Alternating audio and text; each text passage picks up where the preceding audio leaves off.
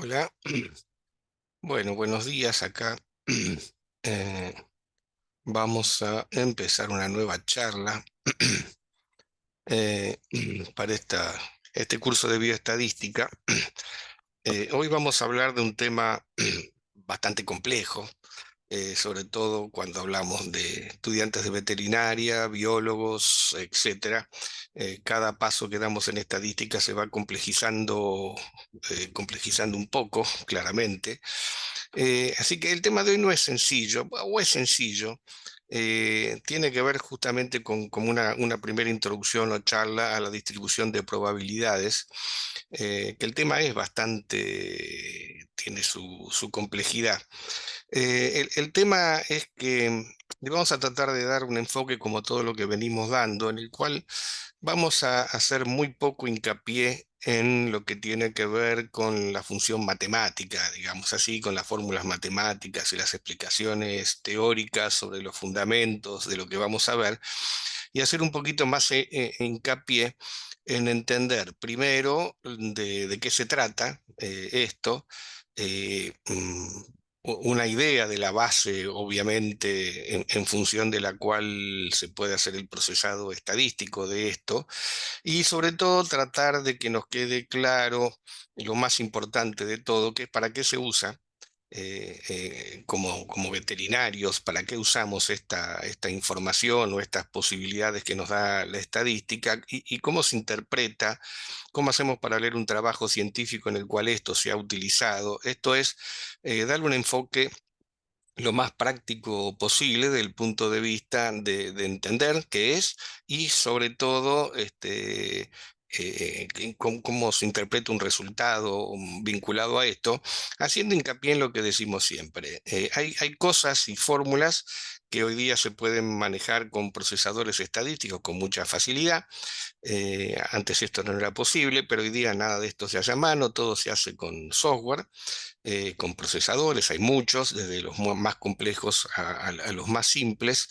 Eh, o sea que algunas cosas las podemos hacer nosotros con software, algunos de ellos gratuitos, y en otros casos uno siempre tiene el recurso de trabajar con alguien. Hoy día nadie trabaja solo en los equipos de salud o de producción animal o de clínica, sino que conforma equipos, y en esos equipos suele haber alguien especializado en el tema. En las mismas facultades suele haber un referente en estadística que ayuda a los investigadores en los diseños y en los procesados estadísticos. Entonces, no tratamos de hacer un fuerte hincapié en el cómo hacerlo, sino en los fundamentos y sobre todo en el que se usa. Lo que vamos a ver hoy, que básicamente tiene que ver con dos distribuciones, que son la distribución binomial y la distribución de Poisson. Entonces, vamos a primero hacer como una pequeña introducción, recuperando algún conocimiento que hemos dado en clases anteriores.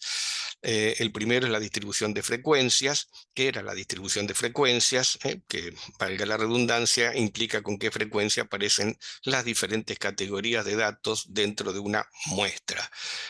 Recuerden que una distribución de frecuencias, o sea, las diferentes categorías que pueden ser, por ejemplo, la altura, y vamos a tener la altura la altura de las personas, de 1 metro a 1,20 m, de 1,20 m a 1,40 m, y así sucesivamente. Esas son las categorías, o varón, mujer, o sanos o enfermos, son categorías.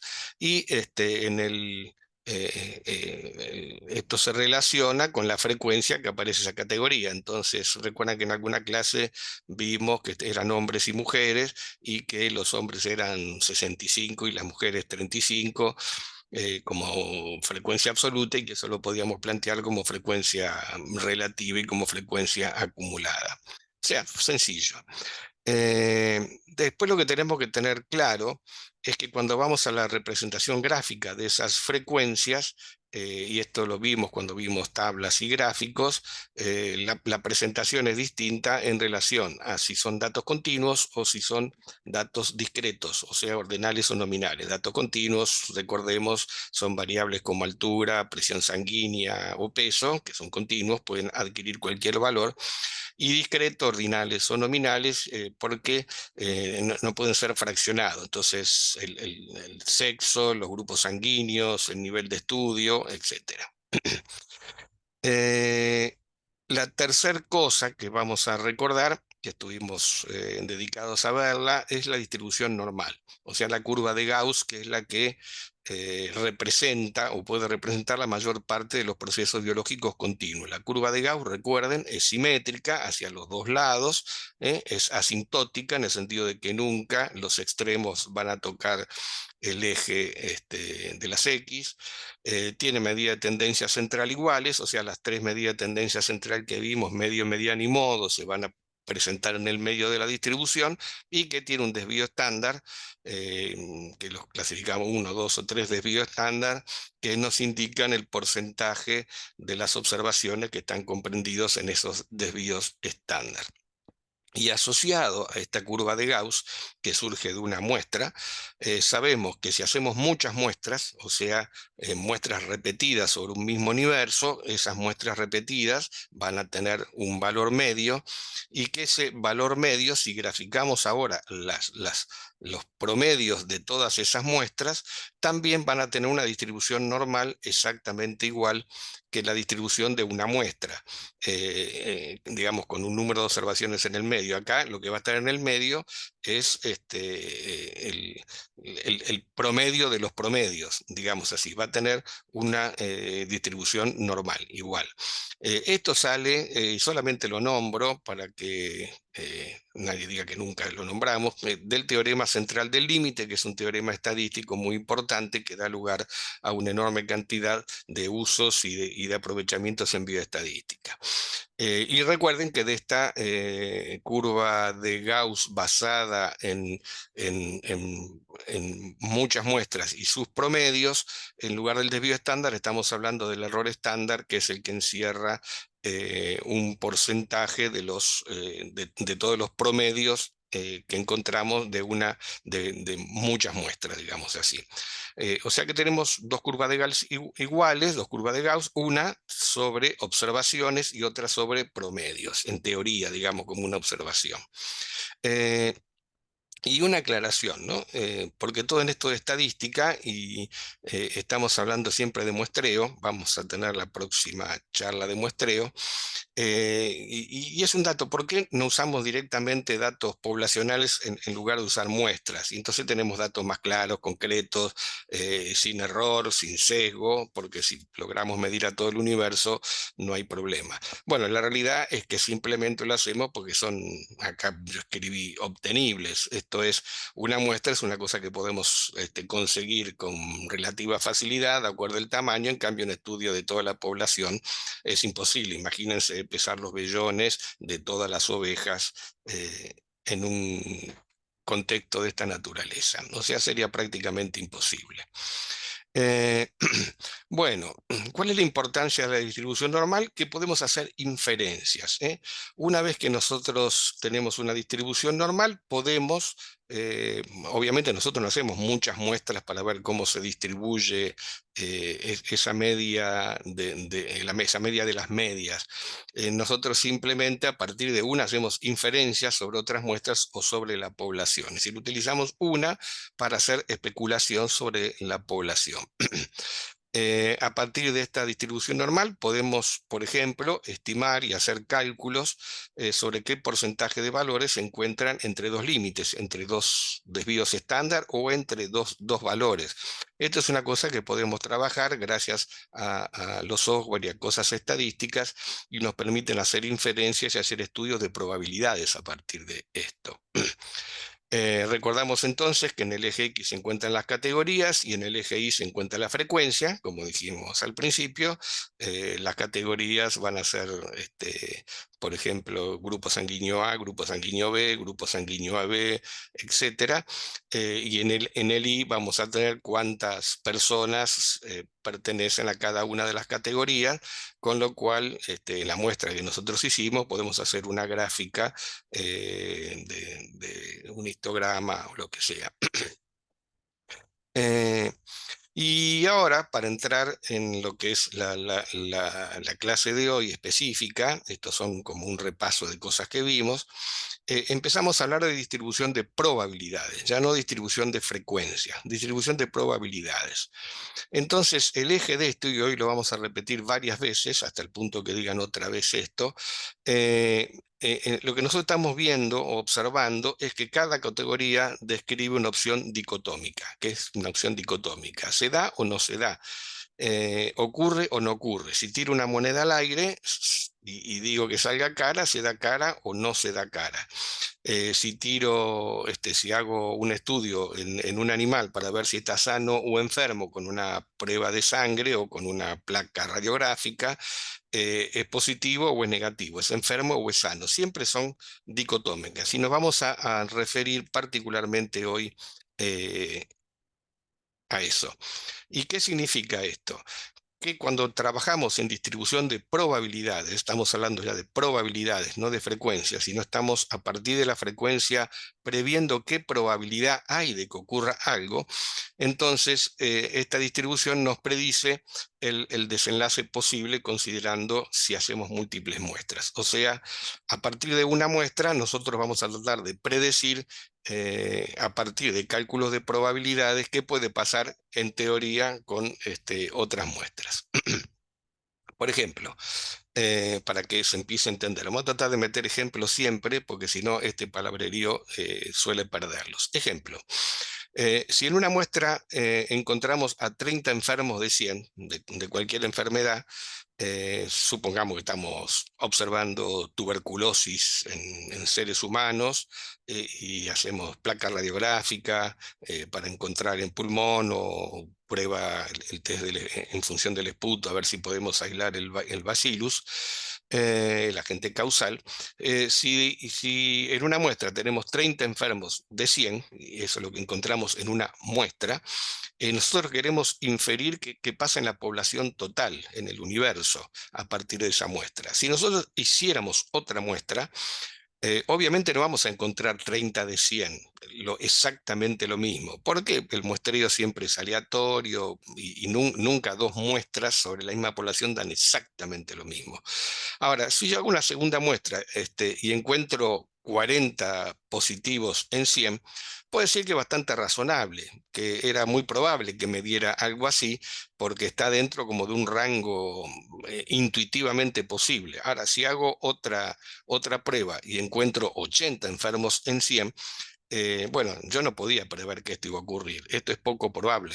Yo con una muestra puedo predecir lo que va a ocurrir en otras muestras, siempre dentro del rango probable. Si me da otra cosa, eso es más difícil de predecir y me sorprende. Entonces estamos hablando de cálculo de probabilidades. Si yo tenía 30 en 100, es probable que me dé 25 en 100, que me dé 35 en 100, 40 en 100, 20 en 100, o sea, otra muestra no me dé lo mismo, pero me dé parecido. Pero si me da algo totalmente distinto, de eso hablamos de que es poco probable. Entonces, entramos en la primera distribución, que es la distribución binomial. Salimos de la distribución normal o de Gauss y entramos en la distribución binomial. Lo que nosotros usamos, o usamos la distribución binomial para calcular la probabilidad de sucesos discretos, mutuamente excluyentes y dicotómicos. A la mierda. ¿Cuántas palabras? Entonces, ¿qué tenemos? Que la usamos para calcular una probabilidad. Sucesos discretos son de estos, sano, enfermo. Como dijimos, no son datos continuos, como la presión arterial. Estamos hablando de datos discretos. Mutuamente excluyentes quiere decir que si ocurre uno, no ocurre el otro. Esto es, si tiro una moneda y me sale cara, excluye que salga seca, sale uno u otro. Y son dicotómicos porque hay nada más que dos opciones. La moneda cae cara o seca, no cae de canto. Y si hago un estudio en un animal, sale sano o enfermo. No sale más o menos sano o más o menos enfermo. Entonces, estos son los casos en que uso la distribución binomial, que la vamos a ir viendo en detalle. Y no una variante, pero sí otra alternativa que usamos a veces en lugar de la distribución binomial es la distribución de Poisson. La distribución de Poisson la usamos en resultados raros. Esto es en algo que ocurre con poca frecuencia por ejemplo, enfermedad en una población, una enfermedad rara en una población, y en un rango de tiempo o espacio. En esos casos específicos, a veces utilizamos como alternativa entonces a la binomial la distribución de Poisson. Insistimos que si los datos son continuos, entonces usamos la distribución normal.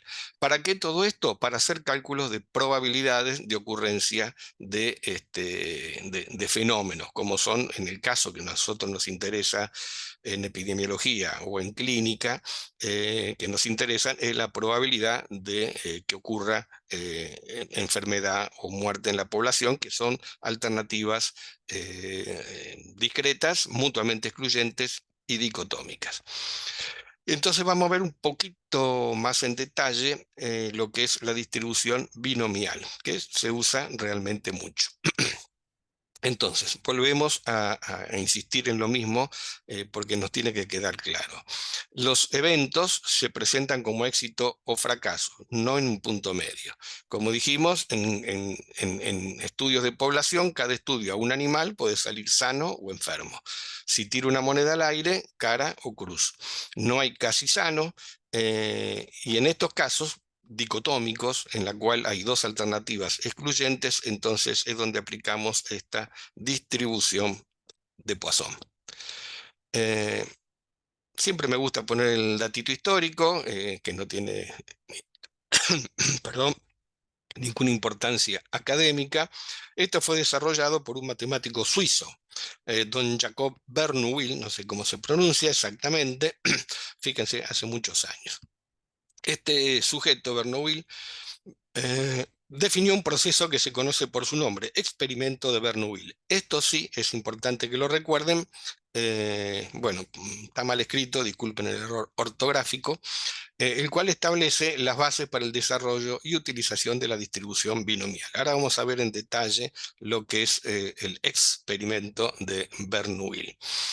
Eh, entonces, esto se utiliza cuando hay dos posibles resultados. Volvemos a lo mismo. Nace un bebé, puede ser varón o mujer. En un estudio de campo puede ser positivo o negativo a una enfermedad. En una prueba de verdadero o falso, como las que utilizamos en las pruebas, en los parciales o eventualmente en los finales, el verdadero o falso, solo hay dos alternativas. No hay otra posibilidad. Entonces, cada uno de estos intentos lo llamamos experimento de Bernoulli. Esto es que si yo tiro la moneda una vez al aire, que puede ser cara o cruz, es un experimento.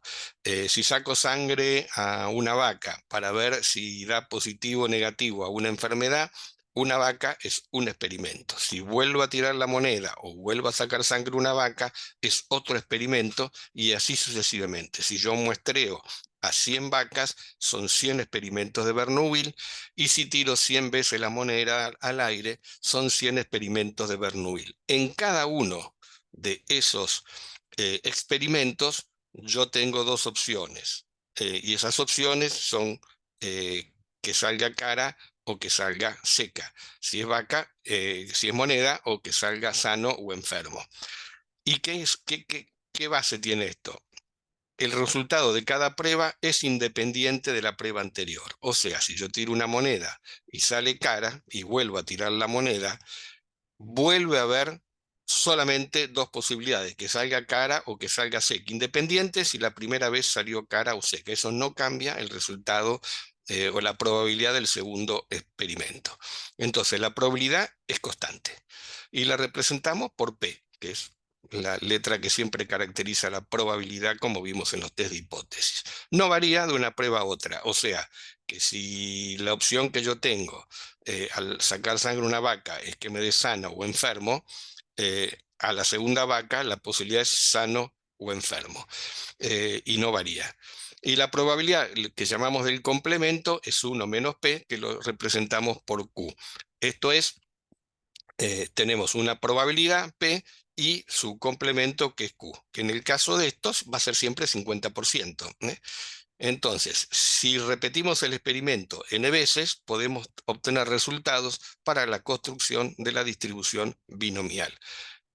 Entendamos, si yo tiro la moneda al aire, hay una opción de que salga cara y es del 50%. En la segunda hay una opción de que salga cara y es del 50%. La probabilidad del complemento, o sea, 1 menos P, va a ser en la primera opción que salga seca del 50%. En la segunda opción va a ser del 50%. O sea, no cambia de una prueba a otra. Y voy a tener en intentos. Esto es cuántas veces tiro la moneda al aire o a cuántas vacas le saco sangre. Entonces, ¿qué me dice la distribución binomial? Que está formada por una serie de experimentos de Bernoulli y los resultados de cada experimento son excluyentes. ¿Qué necesitamos para construir la fórmula de la distribución binomial y hacer los cálculos luego de probabilidad? La cantidad de pruebas, o sea, cuántas vacas estudio, la probabilidad de éxitos, o sea, P, y utilizar una fórmula matemática. La probabilidad de éxitos va a ser 50%. La cantidad de pruebas es la que yo utilice. Como siempre hay una fórmula. Como les digo siempre, no vamos a preguntar una fórmula en un final. La ponemos porque es necesario tener una idea mental de qué estamos hablando en esta fórmula. Entonces, nuestra fórmula P, la probabilidad, la fórmula incluye a la letra K, que es el número de aciertos, el número de veces que cae si yo estoy pensando en sano o enfermo y el acierto es enfermo. K va a ser el número de vacas enfermas o K va a ser el número de veces que salió cara si ese era el acierto. N es el número de experimentos, o sea, ya lo vimos, cuántas veces tiro la moneda al aire o a cuántas vacas les sango sangre. P es la probabilidad de éxito.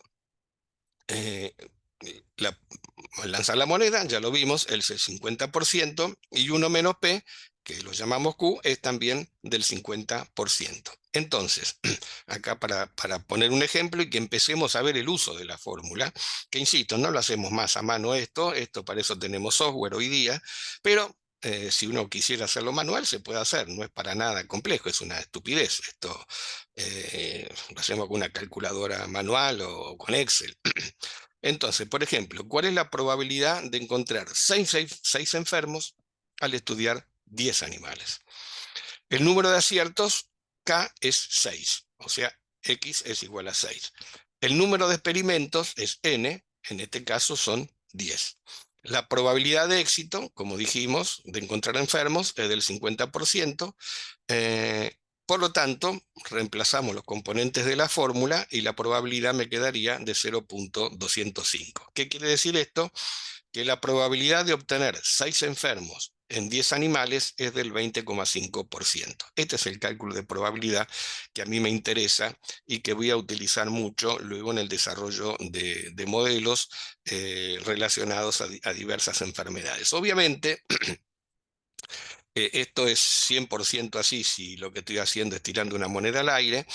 En el caso del diagnóstico, como hemos comentado en alguna clase, esto está además asociado al valor de la prueba diagnóstica, lo vamos a volver a comentar en esta clase. Esto es bueno, hay verdaderos positivos, verdaderos falsos positivos, falsos negativos, etcétera. Pero el cálculo teórico de probabilidades es este, y es lo que vamos a utilizar para desarrollar modelos estadísticos. Surge de esta fórmula, y va a depender entonces el número de aciertos que tenemos, o sea, el número de enfermos que tenemos, o el número de caras que salieron, el número de experimentos, o sea, experimentos de Bernoulli, que es cuántas veces tiramos la moneda al aire o cuántas veces le sacamos sangre a una vaca, la probabilidad de éxito, que es del 50%, y la probabilidad de no éxito, que también es del 50%. Con esa simple formulita, entonces decimos o encontramos el resultado o la estimación de probabilidad de obtener ese resultado. Simplemente esto para decirles algo. La distribución binomial, al igual que la distribución normal, hay una fórmula que me permite estimar su medida de tendencia central, su media y su desvío estándar, que tienen otros usos, pero claramente todas las distribuciones, sean normal, binomial o vamos a ver la de Poisson, tienen la posibilidad de calcular un desvío estándar y una media, que no vamos a ver cómo hacerlo porque me parece que excede el límite. La fórmula la tenemos ahí, pero no, no queremos meternos y profundizar en esto porque solamente sirve para complicarlo. Pero si lo quieren calcular, es una estrategia bastante sencilla. Entonces, eso es en síntesis la distribución binomial que utilizamos en muchos procesos. Yo ahora sencillamente estoy tratando o voy a tratar de llevarlos desde ver esa pequeña fórmula matemática de la distribución binomial y de lo que es un experimento de Bernoulli, a llevarlos a un posible, a posibles usos prácticos. Para ello, me tomé la molestia de buscar 2 o 3 trabajos científicos publicados recientemente en revistas científicas, pues yo siempre les digo que uno de los temas fundamentales que a mí me interesa de la bioestadística con los alumnos es que sean capaces de leer un trabajo científico y de entender lo que el autor hizo. Y que si ustedes tienen información o materiales para desarrollar trabajos de campo, también entiendan para qué podrían utilizar la distribución binomial o estos o determinados elementos estadísticos, qué información tienen que recoger y eventualmente o manejar un software para hacerlo o que alguien del equipo de salud o un contacto que tengan en la universidad, o hay mucha gente que lo hace, los ayude con los cálculos estadísticos. Hay gente que se dedica a esto. Pero uno, si va a trabajar con alguien, tiene que decirle lo que quiere que le estime, porque a veces el software no lo tenemos todos, hay software que son caros, algunos son gratuitos, hay mejores y peores, y si uno no usa muy seguido un software, a veces le cuesta la aproximación, porque a lo mejor hace el curso, pero después durante 2 años no lo usa y después se olvidó cómo hacerlo. Entonces yo siempre, yo lo que yo hago es trabajar con alguien, ¿no? Algunas cosas las hago yo y otras cosas pido ayuda a alguien que está haciendo esto habitualmente y yo me concentro en lo mío, que es el trabajo de campo, digamos. Pero el trabajo de campo requiere, cuando junte información, que la junte de forma tal que me permita después hacer los análisis estadísticos. Y yo tengo que saber cuáles son esos análisis estadísticos. Yo aquí le saqué lamentablemente el grueso de los trabajos científicos en las revistas, está en inglés, sobre todo lo que tiene que ver con epidemiología, pero no voy a presentar todo el trabajo, sino un par de cositas nada más, como para que vean el uso en este caso, de la distribución binomial. Este es un trabajo que habla de la distribución espacial y estacional del Bulinus globosus y de la Biofalaria pfeifferi, en un distrito de KwaZulu, en Sudáfrica. Eh, y las implicancias que esto tiene para la transmisión de equistosomiasis en una escala geográfica pequeña, en una microárea geográfica. Claro, ustedes, los que están alumnos de bioestadística, que están en segundo año, obviamente no tienen ni idea de qué es el Bulinus globosus y menos aún la equistosomiasis. Pero como todas estas cosas estadísticas son de aplicación en enfermedades, en las que vamos a ver acá, entonces les hago la siguiente aclaración para que entiendan el uso estadístico de esto, porque si no, la estadística queda colgada ahí de una fórmula, P menos Q y la Q y la K, y eso realmente le resulta muy difícil de ver para qué sirve. Entonces, hago la siguiente aclaración. Esquistosomiasis es una enfermedad parasitaria, zoonótica, es decir, transmitida de los animales al hombre. El esquistosoma que la produce es el esquistosoma manzoni, se llama así, no es que lo tienen que saber, pero para que entiendan lo que vamos a ver. Y es una enfermedad que está muy asociada a lugares o ambientes de represas, por ejemplo. Entonces hay mucha en Brasil, por ejemplo, y hay algo en Argentina también, de esta enfermedad equistosomiasis. El parásito es un parásito, bueno, no vamos a hablar de parásito, chato, que tiene una particularidad, el esquistosoma, y es que parte de su vida la tiene que pasar adentro de un caracol. Esos que están ahí, el Bulinus globosus y el Biofalaria pfeifferi, son los dos caracoles que portan en determinado momento de su vida al esquistosoma en su interior. Después el esquistosoma se va afuera, se sube a otro lado y alguien se lo come y se enferma con esquistosomiasis. No vamos a hablar más de esquistosomiasis. Eh, Esto es muy parecido el ciclo a una enfermedad que quizás todavía no vieron, pero que es muy común en Argentina, lo van a ver en la carrera, que es la fasciola hepática. Es otro parásito chato. Este parásito, al igual que el esquistosoma, es de la misma familia, tiene o cumple parte de su vida en un caracol, que es el Linnea viatrix. En la provincia de Río Negro hay mucha fasciola hepática y muchos de estos caracolitos, porque son caracolitos muy, muy chiquititos, y son típicos estos caracolitos de lo que llamamos mallines en la provincia.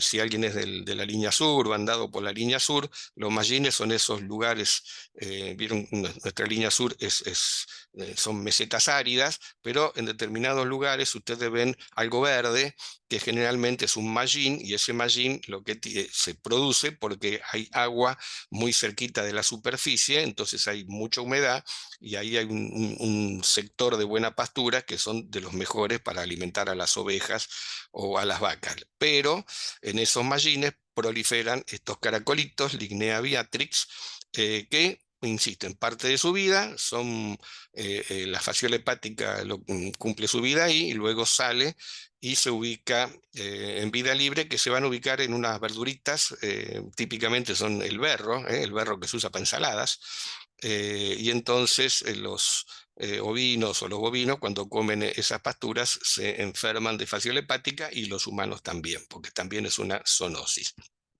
Entonces, sin profundizar en la patología en sí mismo, eh, en este trabajo lo que se hace es estudiar la distribución de estos parásitos y asociarlo con una enfermedad que es la esquistosomiasis. Entonces, qué se hizo en este trabajo, digamos, en esta publicación? Se tomaron medidas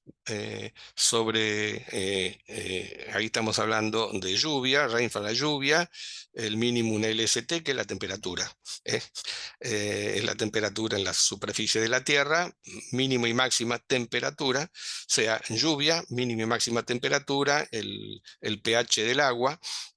Acá puse en la diapositiva 4, hay muchos más en el trabajo, eh, en esta tabla.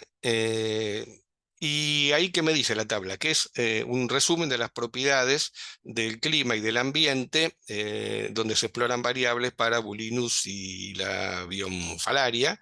Eh, ¿Por qué mecanismo? Fueron por binomial, regresión negativa. O sea, acá es un estudio hecho en base a una distribución binomial.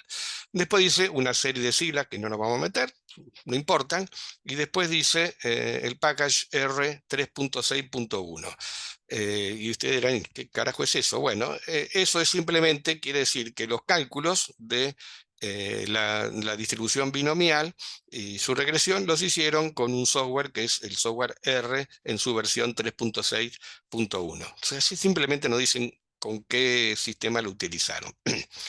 ¿Y por qué es binomial? Porque para cada una de las variables, a determinada nivel de lluvia o de temperatura o de pH del agua, más otras cosas que evaluaron en el trabajo, había o no había caracoles. Entonces, la distribución binomial es por tener o no haber caracoles con determinado número de lluvia, a tener o no tener caracoles a determinada temperatura y de acuerdo al pH del agua. Entonces la distribución binomial es tenemos o no tenemos caracoles. Ahí la primer columna nos está hablando del resultado de la distribución, lo plantea en un intervalo de confianza que va desde, como siempre, y finalmente en la última columna, nos da el valor de P para esa distribución binomial.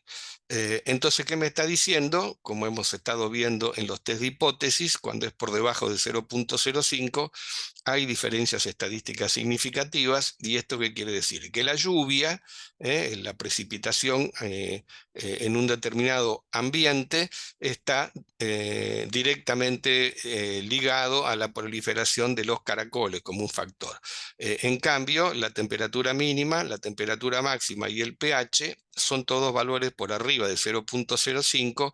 Por lo tanto, ninguno de estas variables ambientales está ligado a digamos, a la existencia o al aumento o disminución de los caracolitos. Entonces, ¿esto qué tiene que ver? Bueno, esto obviamente para la epidemiología es importante para entenderlo, y a partir de entender eso en la epidemiología podemos establecer medidas de prevención, porque va a haber aumento de caracoles en la época de lluvias. Entonces, esto va a ligar a estar asociado a un aumento en la enfermedad, en las posibilidades de enfermedad, porque al haber más caracoles va a haber más esquistosoma. Entonces, todo esto me permite establecer un programa de control. Yo tendría que estar matando caracolitos en la época de lluvia, etcétera. Para cada enfermedad se verá cómo se aplica este conocimiento. Pero lo que importa es que cuando tomamos los datos, hicimos una distribución binomial y lo ligamos a llover, no llover, a temperaturas, a pH, y lo interpretamos con un valor de P, como hemos estado viendo en test de hipótesis, por arriba o por abajo de 0,05. Este otro trabajo se lo traje a colación. Me pareció interesante cuando lo encontré, y le voy a decir por qué. Eh, Porque corresponde a una época en la cual no había ordenadores, no existían las computadoras, no existían. Entonces, todos estos cálculos que estamos viendo de la distribución binomial, los test de hipótesis, y todo eso había que hacerlos absolutamente a mano. En este trabajo publicado está escrito por Marcheschi y García Carrillo, que tuve el placer de conocerlos. Marcheschi, como dije, esto es antes de los ordenadores. Marcheschi era un bioestadístico que trabajaba en lo que era el Centro Panamericano de Zoonosis, un gran centro de investigación de enfermedades transmisibles de los animales al hombre, que tenía la Organización Panamericana de la Salud en Buenos Aires. Marcheschi era su estadístico. ¿Qué quiere decir? Porque hoy día cualquiera es estadístico, ¿no? Pero en esa época todo cálculo estadístico que uno quisiera hacer había que hacerlo a manopla. Entonces había muy poca gente en Argentina capaz de hacer esas cosas. Así que todo el mundo lo iba a ver a Marcheschi para que le hiciera los cálculos de tamaño de muestra o de interpretación de datos, porque, insisto, no había otra forma de hacerlo. En este trabajo, Marcheschi lo que habla es de la probabilidad de introducir una enfermedad a partir de resultados falsos negativos en el test. Y lo hace, por eso lo traje a colación, ese cálculo lo hace, como vemos acá abajo, lo hace a partir de cálculos de probabilidad condicional, que no estamos viendo lo que es, pero es un cálculo de probabilidad, y la distribución binomial. O sea que el uso, la matemática que utiliza, digamos, bioestadística que utiliza Marcheschi para hacer este análisis se basa en probabilidad condicional. Hay algunos documentos en la página del curso de bioestadística de segundo, y la distribución binomial. Entonces él lo que hace, para explicarlo simplemente, dice que con eso esto se puede evitar, y es lo que siempre charlamos, venimos charlando en esta materia, aunque es para materias siguientes, y es que cuando yo hago una prueba para ver si un animal o una persona está sana o enferma, y la prueba me dice está sana la persona o el animal, en realidad se puede equivocar la prueba, como lo hemos dicho, porque hay falsos negativos y falsos positivos. Entonces, cuando eso ocurre, que son problemas ligados a algo que van a ver en epidemiología, que es sensibilidad y especificidad de las pruebas, que tiene que ver con cuánta enfermedad hay, o sea, la prevalencia, ustedes ya han visto lo que es prevalencia, y el tamaño de la muestra o el tamaño del grupo, todo esto va a influenciar la posibilidad de que si yo quiero evitar, por ejemplo, la introducción de una enfermedad que no existe en un territorio dado, eh, quiero evitar la introducción, entonces yo tengo que estudiar los animales que van a entrar a este territorio que es libre y para eso tengo que utilizar pruebas diagnósticas. Esas pruebas diagnósticas se pueden equivocar y este trabajo se basa a partir de una distribución binomial en demostrar que hay riesgo, que hay probabilidades de que esa enfermedad ingrese a pesar de que estamos utilizando una prueba por las fallas de la prueba. Y estamos hablando de un cálculo de probabilidades. Entonces, esto también para ver que cuando hablamos de distribución binomial, y no en esta charla, pero cuando se habla de probabilidad condicional, bueno, son cosas que tienen un uso específico, más allá de que no lo vayamos a hacer nosotros. En ese momento en la Argentina, todo el mundo le mandaba sus trabajos a Marchetti para que lo ayude a hacer el análisis estadístico, porque no había ordenadores ni software.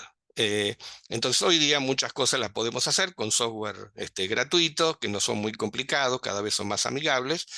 Nosotros le hemos mostrado Epidat, han visto Infostat, o sea, hay software gratuitos que se pueden hacer algunas cosas, otras, como se dice habitualmente, llamen al que sepa para que le haga la cuenta, los cálculos, pero ustedes le tienen que decir lo que quieren que le haga. Les puse un ejemplo de Sudáfrica, este otro de, de una cosa hecha hace 50 años, a ver si debe haber sido de sí, 50 años atrás, 45 años atrás. Yo era flaco, joven y flaco. Ahora, ustedes solo ven lejano, así que les traje un ejemplo de Río Negro. Este es un trabajo que hicimos hace no muchos años, esto tendrá 4 años, no me acuerdo exactamente, 5, y es un trabajo en donde hicimos un estudio integrando la vigilancia de salud animal y de salud pública, vigilancia de salud animal y salud pública, eh, para informar el riesgo de enfermedades zoonóticas. Y lo hemos estimado aplicando un modelo para quinococosis, que es la hidatidosis, como es un ejemplo que venimos usando bastante porque es una enfermedad zoonótica transmisible de los animales al hombre, muy habitual en la provincia de Río Negro. Entonces, como es una enfermedad muy habitual en la provincia de Río Negro, en salud pública de Río Negro hemos trabajado mucho, muchas veces en asociación con universidades para desarrollar estudios que nos permitan entender mejor determinadas cosas de la enfermedad. Entonces, en este caso nos asociamos, esto que siempre les digo, de que es factible trabajar con alguien que sepa, nos asociamos a un grupo. Lawson es quizás uno de los mayores bioestadísticos en análisis de estas cosas, de modelización de enfermedades, un inglés. Lo mismo que la doctora Corberan, que esta es española, pero trabajan, es todo un equipo inglés. Arezo, que es el jefe de zoonosis actualmente de la provincia de Río Negro, que es veterinario, pero tiene una maestría en epidemiología espacial. Y finalmente gente de la Organización Panamericana de la Salud, que en ese momento estaban en el Centro Panamericano de Fiebre Aftosa. Víctor hoy día está en la Organización Mundial de la Salud. Entonces, nuestra función principal, siendo trabajadores de la provincia de Río Negro, de la universidad y del Ministerio de Salud, es utilizar la información que recopilaba el programa para hacer estudios epidemiológicos y predecir qué va a pasar con el programa de control y predecir acciones. Entonces, podíamos trabajar con esta gente porque los datos los tenemos nosotros. Como siempre digo, el que está en el campo es el dueño de la mierda, de la sangre y de todo eso, y otros tienen las capacidades tecnológicas para hacer determinado tipo de análisis con esos datos. Pero para poder trabajar con ellos, uno tiene que saber lo que quiere hacer. Yo quiero hacer una evaluación de las probabilidades que tengo de cómo va a funcionar el programa con las cifras de prevalencia que tengo hoy día. Entonces, junto la información en consecuencia, preparo las bases de datos en consecuencia en Excel. Y luego sí, discuto con esa gente qué análisis se puede hacer con la información que nosotros tenemos, pero sabiendo lo que es la distribución binomial, lo que es la distribución de Poisson, lo que es el cálculo de probabilidades y cómo queremos que salga el resultado. Entonces uno discute. Después las cuentas las hizo Lawson, porque tiene 50 trabajos publicados sobre este tipo de cosas. Entonces, el trabajo es muy largo, pero quiero mostrarles simplemente esto, y es que esta es la provincia de Río Negro, donde hay muchos mapas en el trabajo. El mapa que está a la izquierda es la proporción de farms, son los establecimientos ganaderos que tienen actividad. ¿Qué quiere decir? Es la proporción de establecimientos ganaderos en ese departamento que dieron positivo, donde se encontró positivo un animal. En este caso era perros. Eh, a partir del estudio que se hacía obteniendo materia fecal de perros en los establecimientos ganaderos. No en todos, obviamente, sino que en algunos, pero se extrapola como prevalencia para cada departamento lo que se hace. Y en el mapa de la derecha está la probabilidad de que haya establecimientos ganaderos con actividad. O sea, a partir de los datos que yo tengo, hago la distribución binomial y me voy a la probabilidad de que vaya a haber actividad en el futuro. O sea, yo utilizo la información que tengo para generar esquemas de probabilidad futura. Esto es simplemente lo que quiero mostrarle. Que a partir de los datos, que son datos de qué, bueno, juntar materia fecal de perros en los campos, a esos perros decidir si están infectados o no con un parásito, con Echinococcus granulosus, y con eso hacer esos mapas, y a partir de allí sí entrar en un modelo binomial y poder predecir lo que va a ocurrir, porque esto se hace como una secuencia de años. Y lo mismo está hecho, esto creo que es de perros, esto en el mismo trabajo, está hecho algo exactamente igual con personas, en donde la distribución binomial se hace a partir de hacer ecografías, o sea, estudios abdominales, en chicos, muchos chicos, chicos, chicos, chicos, chicos, los estudiamos a todos cada año, y entonces hay dos posibilidades: o los encontramos un quiste, que es lo que la hidatidosis genera en las personas, o no les encontramos ninguno, o son enfermos o son sanos. Y eso también nos permite hacer una distribución binomial, en ambos casos son sanos o enfermos, y a partir de allí utilizar la distribución binomial para ver la probabilidad, en este caso, que una granja tenga transmisión reciente en el área. O sea, ¿qué quiero mostrarle con esto? Que no estamos hablando de una cosa rara, inaplicable, sino que a partir de estos modelos de Bernoulli, en definitiva, cada chico que estudiamos es un experimento de Bernoulli, y cada campo en el cual juntamos materia fecal de perro es un experimento de Bernoulli. Y eso nos permite modelar el desarrollo de la enfermedad. Bien, entonces viendo esta utilidad, pasemos al otro modelo, que es la distribución de Poisson, el otro esquema. Entonces, acá estamos hablando también de obtener probabilidades para sucesos raros, como dijimos. También, recuerden, variables discretas, o sea, sano o enfermo es lo que a nosotros nos interesa. Como siempre, el dato histórico: Poisson era un francés, ha hecho muchas cosas. Poisson, yo no es que recuerde con cariño a todos estos que nos han complicado la vida, pero vale la pena saber por qué se llama distribución de Poisson. Fue un francés el que lo estudió. Entonces, esto lo estudiamos en procesos de ocurrencia aleatoria. En otras palabras, no se sabe el total de posibles resultados. Y esto es lo que nos pasa con las enfermedades: no sabemos el total de posibles enfermos. Entonces, sí, esto nos permite estimar la probabilidad de ocurrencia de un suceso. Un suceso para nosotros es enfermedad en epidemiología o en clínica. Para otras profesiones será otra cosa. Y esto se usa mucho cuando la muestra, el N, es grande y la probabilidad de éxitos, o P, como siempre llamamos a P, es pequeña. por ejemplo, yo les he dado un ejemplo que me parece interesante y es, por ejemplo, hantavirus, una enfermedad transmitida por roedores, una virosis mortal o fuertemente mortal, en la cual tenemos muy poquititos casos en la provincia, uno, dos por año normalmente, en una población de 600.000 habitantes. Entonces, la muestra es grande, la población, y la probabilidad de éxitos es pequeña. Eh, y lo que sí asociamos en la distribución de Poisson es meterla dentro de algo. Acá dice un segmento.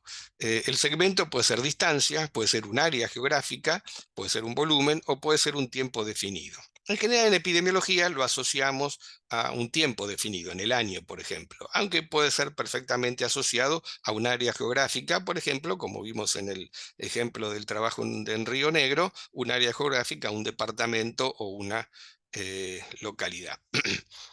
Entonces, cuando aplicamos esta distribución, como les dije recién, los casos de una enfermedad en un año, por ejemplo, entonces tengo los casos de hantavirus en la provincia de Río Negro como en un año, en un año. Podría ser también los enfermos que se reciben en un día en un hospital, y cuánta gente va a golpear la puerta del hospital. Entonces, en este caso lo utilizamos y nos permite predecir la necesidad de camas que voy a tener. Entonces, utilizo la distribución de Poisson. Si yo puedo predecir cuántos enfermos voy a tener, saber cuántas camas voy a precisar o cuántos médicos o cuántas enfermeras. Eh, o sea que todos los procesos tienen un elemento en común, que es una variable aleatoria discreta, que nosotros la que utilizamos es enfermedad. Esa es la más común, digamos así. Eh, entonces, la probabilidad de observar un éxito es un enfermo, o la ocurrencia de algo, en un tamaño de muestra n, que asumimos como constante. El evento debe considerarse un suceso raro y debe ser aleatorio e independiente de otros eventos. Entonces, si este evento raro lo repetimos n veces, podemos armar una distribución de Poisson, así como armamos con las n veces los experimentos de Bernoulli, y construir una distribución de probabilidades. Acá les puse un ejemplo. La distribución de Poisson tiene su fórmula. Entonces, para que más o menos podamos visualizar el uso de esto, la probabilidad de que haya un accidente en una fábrica es de 0,02 por cada día de trabajo. Esto surge del registro de la fábrica de accidentes de trabajo. Si se trabajan 300 días al año, ¿cuál es la probabilidad de tener 3 accidentes? Estos cálculos los podemos usar también para ver si podemos ganar al loto. Como la probabilidad es menor que 0,01, el producto n por p es menor que 10, entonces aplicamos el modelo de la distribución de Poisson, la fórmula, que no vamos a insistir mucho, y entonces vemos que el resultado es 0,0892. La probabilidad de obtener 3 accidentes en 300 días de trabajo es del 9%. Entonces, esto me permite, por ejemplo, predecir mi necesidad de reemplazo de obrero, de pagar el seguro, etcétera. Entonces, ¿qué es un cálculo de probabilidades de lo que puede llegar a ocurrir en función de una información que yo tengo? La información que yo tenía es el de cuántos accidentes yo he tenido en cada día de trabajo, y de ahí puedo pensar o predecir lo que me va a ocurrir en 300 días. También la distribución de Poisson tiene una curva y tiene la posibilidad de estimar una media y una varianza. Entonces, al igual que hicimos con la distribución binomial, vamos a ver algún ejemplito de esto. Este es un trabajo donde se explora la distribución geográfica de la criptosporidiosis humana en el sur de Ontario, en un determinado periodo de tiempo. La criptosporidiosis es una enfermedad parasitaria muy cosmopolita, está en todos lados, afecta mucho, bueno, genera bastante problemas de salud y puede llegar a ser mortal en el campo de los en el caso de los inmunosuprimidos. En ese caso, criptosporidiosis, que no es una enfermedad grave, puede transformarse en grave. Entonces, ¿qué hicieron estos canadienses para publicar este trabajo donde pretenden ver la distribución geográfica de las criptosporidiosis. Entonces, les copio abajo la traducción. Los datos de vigilancia se obtuvieron del Servicio de Salud Pública de Ontario. Se utilizaron mapas para mostrar la distribución de las tasas de incidencia. Ya vieron incidencia, el número de casos nuevos en una población. Se identificaron grupos de alto índice, de altas tasas de criptosporidiosis humana.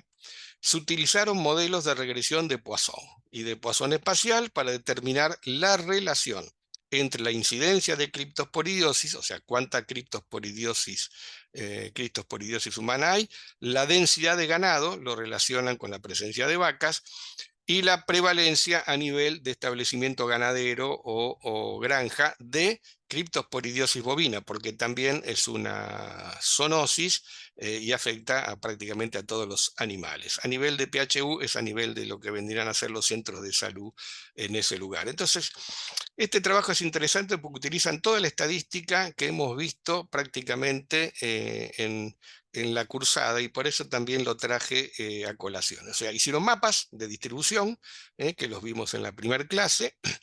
Identificaron grupos de alta prevalencia, vieron lo que es incidencia y prevalencia, hicieron un modelo de Poisson y lo relacionaron con determinadas variables, como son la cantidad de vacas y la prevalencia a nivel de granja de criptosporidiosis bovina.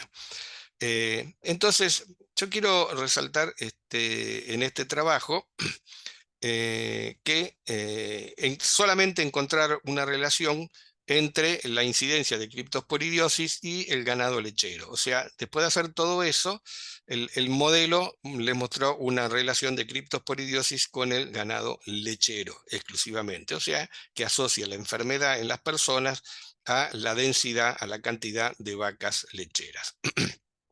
Y este es el último, perdón, este es el trabajo que usa toda la estadística que hemos visto. En el otro simplemente era mostrar eso, que a partir de una relación, de una interfaz, de una distribución de Poisson, llegan algunas conclusiones vinculadas a la distribución de la enfermedad. Este es un trabajo muy interesante, donde explora, es un trabajo sobre el virus de ébola. El virus de ébola, aunque sea de los diarios, deben saber, es un virus que se da en África, es altamente mortal, se transmite a partir del contacto con sangre, sobre todo de los pacientes, y también uno se puede enfermar por ingerirse algún animal que contiene el virus del ébola. Entonces, lo que están viendo en este trabajo, cuáles son las relaciones entre los animales y el hombre, en la interfase hombre-animal, que permite que el ébola genere outbreak, que son brotes. Entonces, están estudiando los brotes de ébola, que algunos los habrán visto en el diario, que llegaron a alterar mucho al mundo antes de la epidemia de COVID, y si recuerdan, llegaron a cerrar aeropuertos y etcétera para que no entren a Estados Unidos o a Europa gente que venía del África que podía ser portador del virus del ébola. Entonces, ¿qué hizo esta gente? Recopiló datos de cada brote, hicieron un estudio de todos los brotes que había habido, juntaron los datos, los llevaron a una base de datos. En esos brotes se identificó un solo, dice, spillover zoonótico. Spillover, hablamos de spillover, también es epidemiología, es cuando un agente etiológico, un virus, una bacteria, un parásito, salta de su hospedador típico a otro. O sea, es un salto de especie, digamos. En determinado bicho es típico de determinada especie y de golpe pega el salto y pasa a otro bicho. Así empezó COVID también, se supone, con un salto de una especie salvaje a las personas. Eh, entonces, si nosotros pudiéramos conocer las causas y las fuentes del virus de ébola, que hay varias formas de transmisión, además de esta transmisión persona a persona por contacto con sangre, es un virus que lo tienen determinado tipo de murciélagos, son jodidos los murciélagos, también no transmitieron el COVID, podríamos predecir emergencias sanitarias y reaccionar rápidamente a los brotes. O sea que acá lo que se busca es aumentar el conocimiento para prevenir futuros brotes de ébola. Entonces, ¿qué hicieron estos muchachos? Utilizaron la prueba exacta de independencia de Fisher para cada par de dos variables. ¿Qué es eso? Bueno, ustedes lo saben, es un test de chi, digamos una variante de un test de hipótesis para dos variables. Eh, Probaron, a las cosas la transformaron, generaron una hipótesis nula para cada subcategoría. Recuerden lo que era hipótesis nula, y para cuando hay más de dos poblaciones se empleó el análisis y varianza de una vía o ANOVA para probar la hipótesis. No vimos todavía ANOVA, lo vamos a ver en la clase que viene, pero me interesa que vean, fíjense, todo el espectro de utilización de un test de hipótesis, el test de Fisher, que es un chi cuadrado, y que luego probaron ANOVA, que es otro test de hipótesis que vamos a ver en la clase siguiente cuando hay más de dos categorías.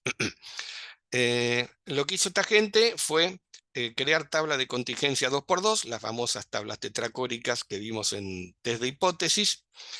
Ahí usaron la prueba exacta de Fisher, y lo que hicieron fue transformar a todos los datos en dicotómicos, justamente para poder trabajar en modelos. Entonces, esta enfermedad se transmite principalmente por unos murciélagos que se los comen, entonces transformaron en fuente animal por murciélagos, uno o no murciélagos. Se lo transformó en dos categorías. Más allá de si es murciélago, mono o otra clase de bicho, lo categorizaron es culpa de los murciélagos o no culpa de los murciélagos. Segundo lugar, lo que dice taxones virales. Son tipos de virus, como COVID, que ese es un buen ejemplo, que primero teníamos un tipo de virus y después vino la otra variante y después vino la otra variante. Acá tenemos variantes del virus del ébola, que lo llamamos. Si es la variante más importante que la de Zaire, es 1, y si es otro, 2. Y el modo de transmisión, no comer o comer. Si te comes un murciélago, es 1, si te comes un murciélago es 1, si no te comes un murciélago es 0. Y después, ¿qué nos interesa acá? Después hicieron pruebas F, después de las F hicieron pruebas T, que vimos en las pruebas de chi cuadrado, perdón, de T de Student, para identificar asociaciones estadísticas. O sea que acá aplicaron un test de hipótesis para variables cualitativas, que utilizaron el test de Fisher en tabla de contingencia 2x2, y para datos cuantitativos utilizaron pruebas de ANOVA, que son las pruebas F, y pruebas de test de Student. Todas cosas que vimos, eso es lo que me interesaba utilizar esto. Y luego observaron los periodos de tiempo entre las epidemias, que esto es donde entramos a meternos en la distribución de Poisson. O sea, le agregaron el concepto tiempo a las epidemias, para ver si es aleatoria o si hay alguna relación esperable en esa distribución de Poisson en función de la variable tiempo. Eh, ¿Y qué voy a hacer hincapié en esto? Hicieron el proceso de Poisson, como se ve en el intervalo de tiempo entre dos desastres naturales. O sea, aplicaron la distribución de Poisson para ver el factor tiempo entre cada uno de los brotes. Brotes sí, brotes no, o frecuencia de los casos en los brotes. Resultados. La prueba exacta de Fisher, P menor a 0.01, que es estadísticamente significativo. ¿Para quién es esto? Para comerse un mono. Encontramos que el animal fuente y el modo de transmisión están asociados, lo que refleja el hecho de que los primates, o sea, los monos, porque estudiaron los monos, además de los murciélagos, representan la transmisión a través de la caza y la alimentación. Cazan monos, se los comen, se enferman de ébola. Y esto fue estadísticamente significativo, P menor a 0.01. Para el modo de transmisión y las los taxones virales y el animal de origen, no hubo diferencias significativas, ninguno, 0.05, 0.42 y 0.26. Entonces ustedes pueden leer esto y entender lo que hicieron. La prueba de ANOVA, que no la vimos, pero yo les dije cómo se interpreta, tiene que ver también con el valor de P que encontraron. Como vemos ahí, todos los valores de P, 0.56, 72 y 0.25, son mayores a 0.05. O sea, en ese test que todavía no vieron, ustedes pueden entender que las diferencias fueron no significativas en los casos acumulados.